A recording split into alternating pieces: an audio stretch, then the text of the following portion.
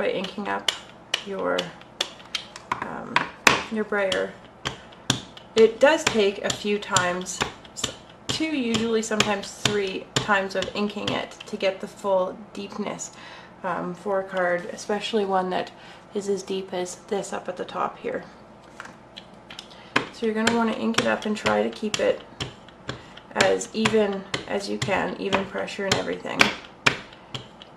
And then you're going to want to start by rolling onto your paper here. I'm actually going to grab a piece of scrap paper. I like to use the scrap paper because then I'm not actually wrecking pages that I'm working on. I'll just use another grid sheet that's already dirty and whatnot, and I use it for my scrap paper.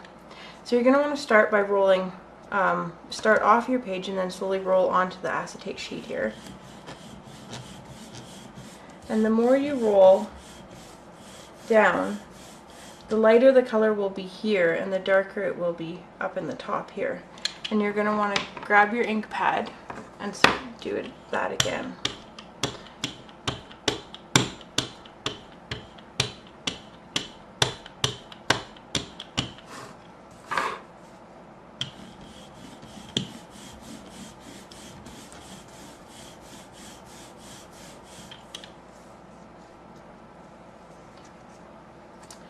And one last time.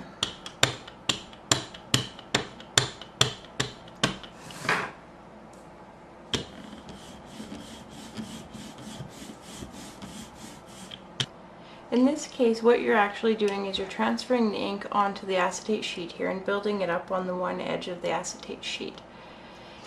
Now you're going to roll your brayer off onto a piece of scrap and to get the rest of the ink off. When it starts being a lot lighter like it is here, hopefully you can see this, you can actually then roll. What you're going to do is you're going to roll straight across your brayer. You're not going to roll into it like before, you're going to roll straight across it to pick the ink up. The ink is not drying because it's on the acetate sheet, which is not porous, and then you're going to transfer it in a gradation across onto your brayer here. You don't want to roll off at this point. You want to just make sure that you're picking up what's on just the acetate sheet.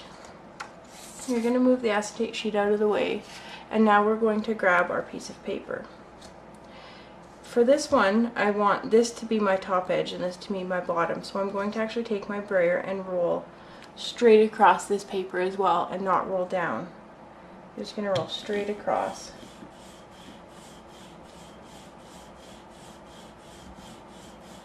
And by doing this, you actually see that it's darker on this edge than it is on this edge. You'll see that I ended up rolling off of my paper, and because I rolled off of my paper, you'll notice these lines here where it's actually darker, and that's because it hit the edge here. There's not really any way to fix that, unfortunately, so you either just have to live with it or start again and try not to go off of your paper. But I wanted to show you that it does create those lines. And you can actually add some sponging to it and disguise them that way, but they will be there. The second way is actually to skip the acetate sheet altogether, and that's what I'll be doing next. I actually prefer this method. Again, you're going to want to ink up your brayer with good even coverage of ink.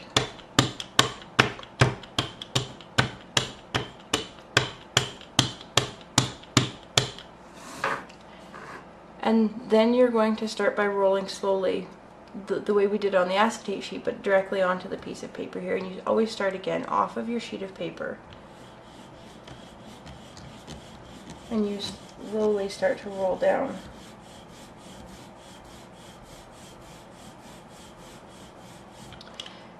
The longer that it takes you to roll down, the darker your ink will be up here by the top, and the lighter it will be down here at the bottom.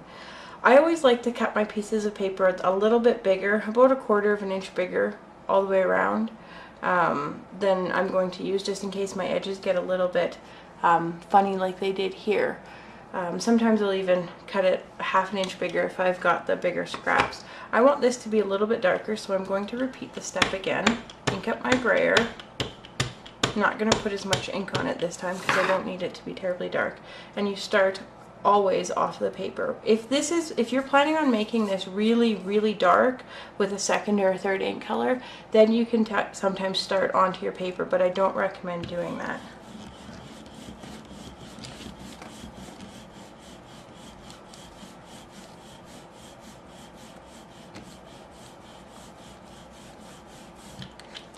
And there you have a very nice gradation from dark to light on your piece of paper.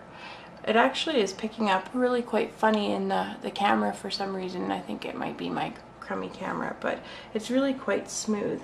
And that's what I did to create this card. I actually did the same on the bottom piece here so that I had a gradation on there as well, and I actually quite like using this for one of my basic classes to teach how to do a basic Brayer class. If you have any questions, make sure to check out my blog, incrediblecreations.blogspot.com. You can always send me an email and I will do my best to help you out.